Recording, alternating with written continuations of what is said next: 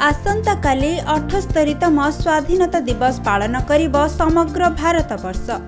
यहाकु नेई घरे घरे जातीय पताका लगैबा पई हर घर त्रिरंगा अभियान माध्यम रे शामिल हेबाकु आह्वान दिया जायछि। एही अवसर रे भद्रक जिला धामनगर ब्लॉक रो खपरपदा एवं असुराली पंचायत पक्षरु स्वाधीनता दिवस उपलक्षे त्रिरंगा शोभायात्रा अनुष्ठित होई जायछि।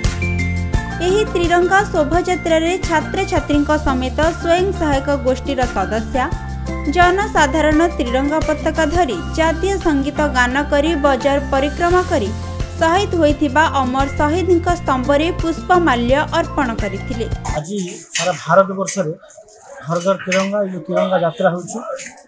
यह आज आम युवपीढ़ी मान मध्य छात्र मान मध्य केवल वृद्ध महिला मान मध्य देश प्रेमर एक मिसाल सृष्टि कर समस्त जो देश प्रेम जो भावना अच्छी समस्त सामिल होती।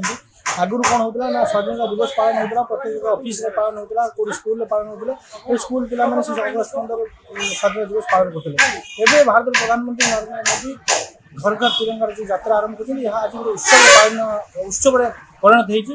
समस्त भाग नहीं घर घर तिरंगा समस्ते निज निज घर जातीय पताका को स्थापन कर साल्यूट कर गोटे सारा देश में गोटे अपूर्व माहौल सृष्टि कर देश प्रेम एक सुंदर दिग्दर्शन समस्त प्रदान कर।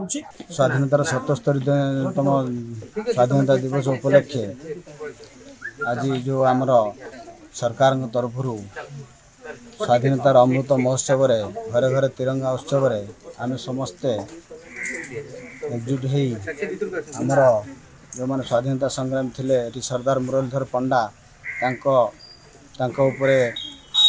पुष्प माल्य दे आम समस्ते आंतरिकतार प्रणाम जनाऊँ एवं ये उपलक्षे समस्त को अभिनंदन जनाऊँ शुभेच्छा जनाऊँ। ये स्वाधीनता समस्त एक स्वाधीनतार दिवस हो समस्ते निजर स्वाधीन चेता मत व्यक्त कर जीवन धारण करंतु। यही मोर भद्रक जगन्नाथ बेहेरा रिपोर्ट खबर ओडिशा।